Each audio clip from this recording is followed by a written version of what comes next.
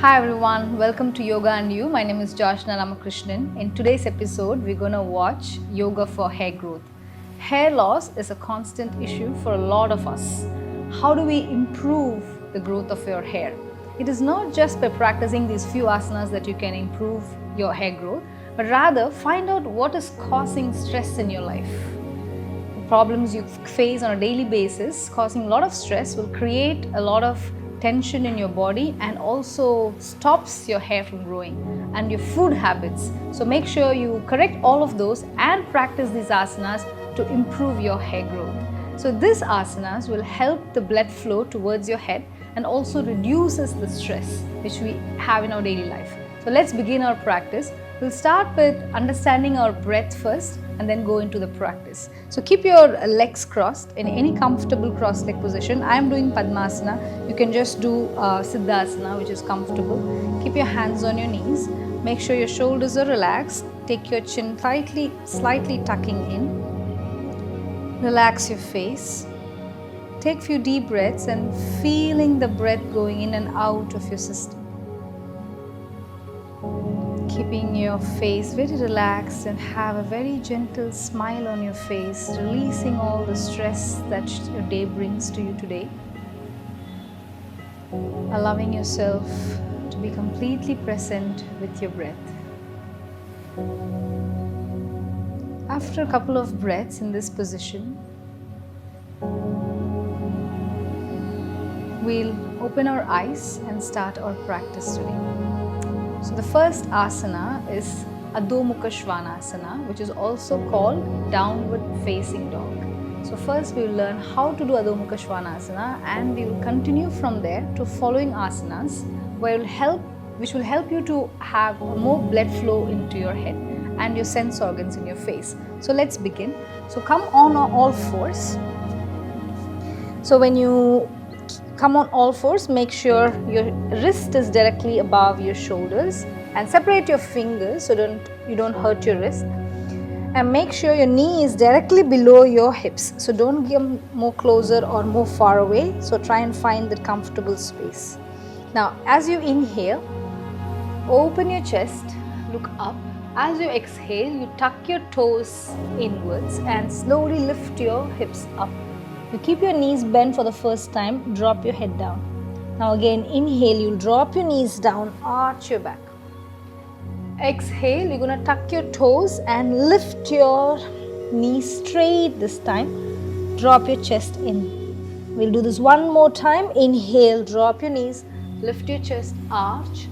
Exhale, draw your belly button in, lengthen your spine. Try to keep your heels down. If not, you can keep your heels up as well. Legs hip width apart. Now from here, exhale, you're going to walk your legs forward. So start with your right knee, right leg, bend your right knee and then bend, walk forward, forward, forward until you come to the top of the mat or closer to your fingers. Keep your knees bent, hold your elbows. Allow your head to drop between your arms. Relax your face here.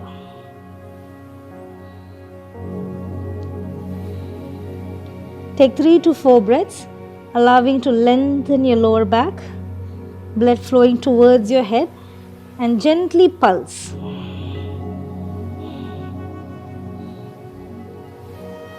Now if you're comfortable here, release your hands, press your fingers on the floor, see if you can keep your knees straight and look forward. If you can't do the knee straight position, you can still keep your knees bent.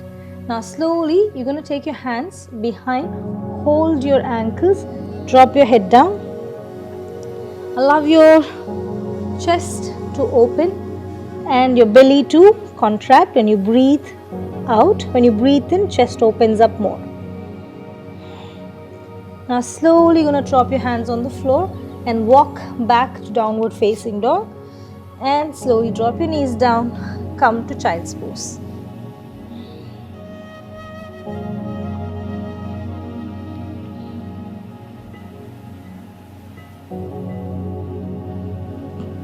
Now slowly inhale, you come back up.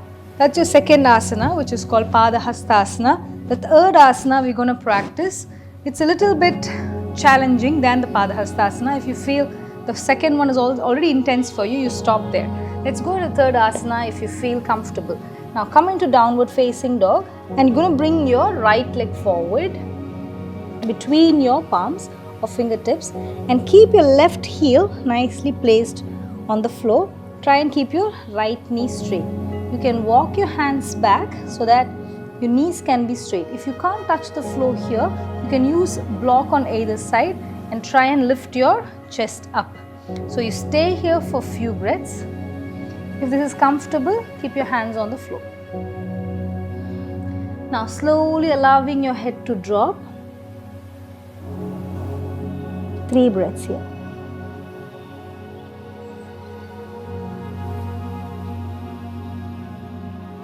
Now inhale, you lift your head up. As you exhale, you're going to take your hands on the floor, bend your knee, take your right leg back into downward facing dog. You're going to bring your left leg forward, so bend your left knee, bring it in between your palms.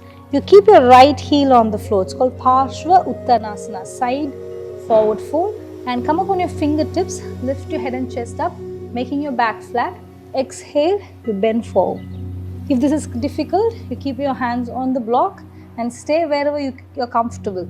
If even this is difficult, you can try to bend your knees slightly. So whatever works for you, you try and practice. 3 breaths.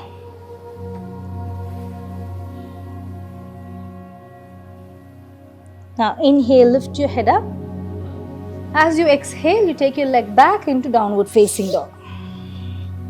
Now you're going to take a quick relaxation in child's pose. Drop your knees down, push your hips back, head down towards the floor.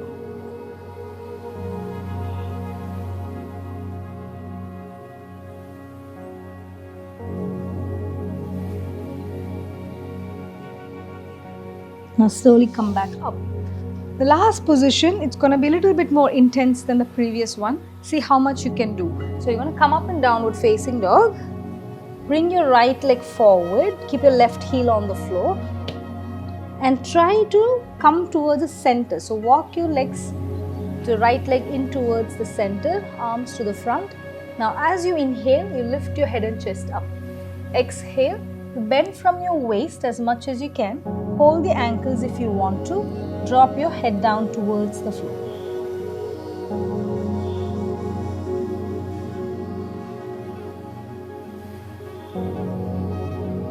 Three breaths here. If you can, you take your head down towards the floor or stay wherever you're comfortable. Keep your knees straight. The head is under your heart, so the blood flow to your head is much more than when you're standing up. Breathe. If you feel this is painful, you can bend your knees slightly. 2. Now slowly take your hands on the floor. Turn your body towards your right leg. Come back and to downward facing dog. And slowly relax in child's pose. Inhale, slowly sit up. So this is your 4 asanas for helping in hair growth. The last asana can be a bit challenging for all of you. So let's see, if you can do a headstand practice, you can try it, or I'm going to show you a half headstand practice which you can attempt to see if it's not painful. So let's begin. We're going to try and keep our hands on the floor with your elbows on the mat, and you're going to take your hands and interlock your fingers. So now make sure your crown of the head is on the floor and the back of the head is supported by your arms. And do not drop your shoulders down like what I'm showing you right now.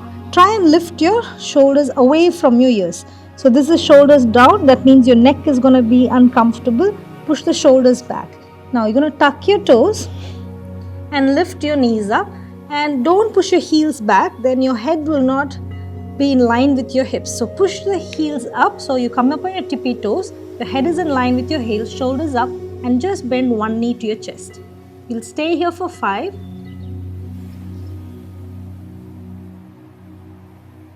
And then you'll drop down, then the other knee to your chest.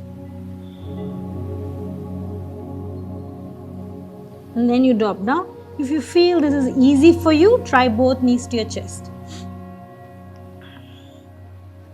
Now from here, you're going to slowly straighten your knees. So this is a very difficult practice to do it by yourself. So if you have anybody to help you around, you can use somebody as support or the wall. Stay for another 3 or 4 breaths. As you exhale, you'll bend, bring your knee to your chest and slowly drop. And then come to child's pose. Do not lift your head immediately. Keep your head down in child's pose for a few breaths.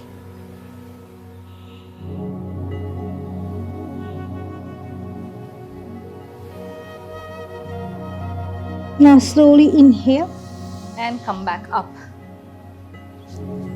So these asanas will help you with your hair growth issue, and if you feel you still have problems, you should definitely consult a doctor. And before attempting a headstand, make sure you don't have high blood pressure or any ailments with regards to your brain or nervous system, so that even if you know how to practice, I would say take precautions before you do headstand.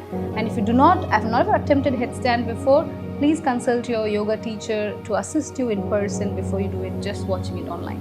So thank you very much for watching. We'll see you in another one next week.